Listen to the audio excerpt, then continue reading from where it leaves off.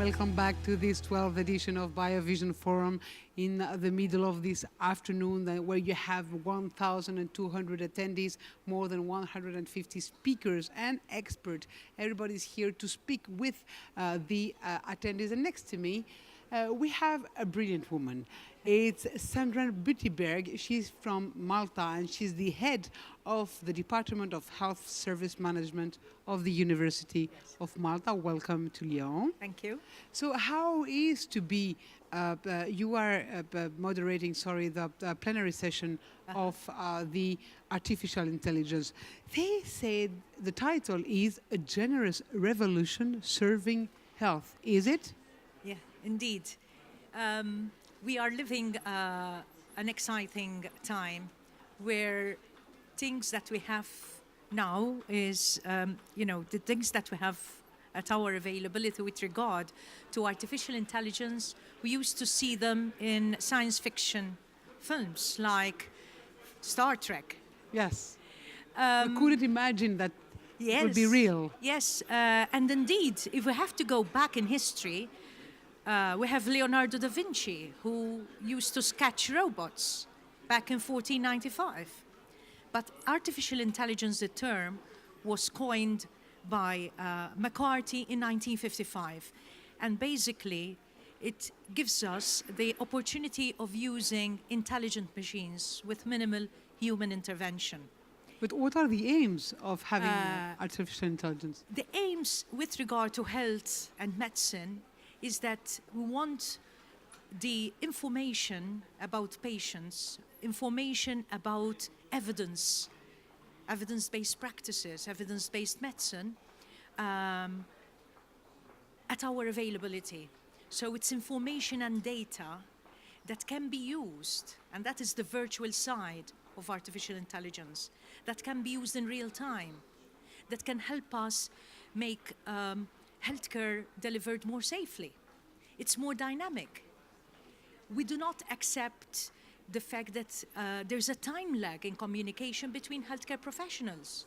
We want healthcare professionals to be up to speed with every bit of information about me, about my family, about anything that could be of use in their decision making. We don't want care to go through and then the clinician would say, but I didn't know that piece of information. So artificial intelligence gives us, and this is just the virtual side, the tools to deliver dynamic, safe, with full information in an integrated manner.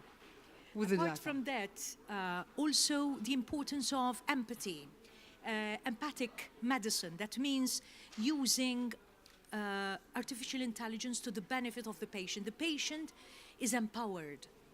We want the patient to be knowledgeable about the illness and the conditions or the experiences that might have an impact on health. So the patient now at his or her disposal should have the information about... You should have every information, no filter? That is a challenge.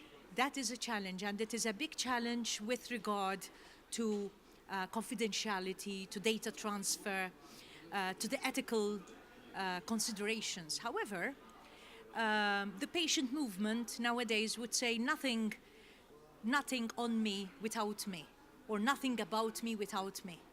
So, on the one hand, we have to use artificial intelligence in an ethical manner. We have to make all the safeguards not to have artificial intelligence and the data and the information fall in the wrong hands.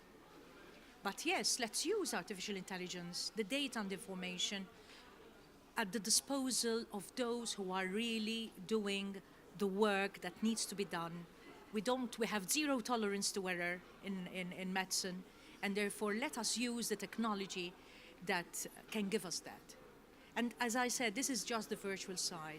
The physical side is the robotics. Yes. And that is also very, very interesting because we've been talking about artificial intelligence and the precision that the human hands, the human mind can work with. Now we have the artificial intelligence that can help the clinician, the surgeon, do less damage by having minimal invasion of the body. We've started off, for example, with keyhole surgery. That was unheard of.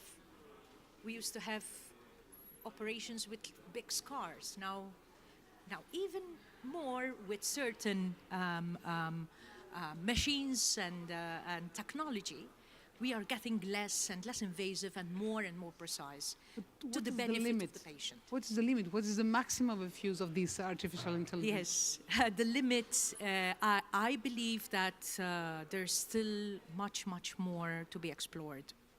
Nowadays, we are talking even on the delivery of drugs to the core of cancer. You know, the nanorobotics, for example. Nanorobotics, yes. And we're still not there. We're still having oncology being delivered in practically a very traditional manner with all the side effects that chemotherapy gives, because simply you're bombarding the whole body. So if we can have the brilliant minds together to provide the best care for our patients, that would be wonderful. That would be really is it possible? wonderful. Because it seems like there's a gap. At the moment, we're not there. But this is why here at the conference we have the title, the theme of the whole conference is One Health, which means we need to put the brilliant minds from every discipline together. It is transdisciplinarity.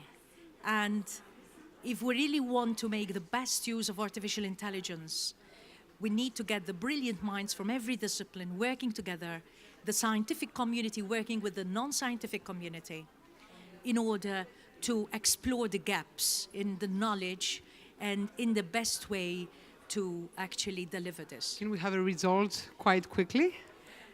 I believe we're still on the learning curve. Quite quickly, it depends as well on how close academics work with the with industry, with the civil society, with policymakers. Sometimes we are kind of our own enemies in the sense that vested interests can get in the way of innovation and the implementation and dissemination of innovation. And I think that's where we should make sure that if there is something good, let's not have vested interests in the middle to block that progress. Let's move. Okay, thank you. Thanks a lot, and we'll see you around around this 12th edition of the BioVision Forum. Thanks a lot, Sandra Buttigieg from the University of Malta. Next guest, jingle.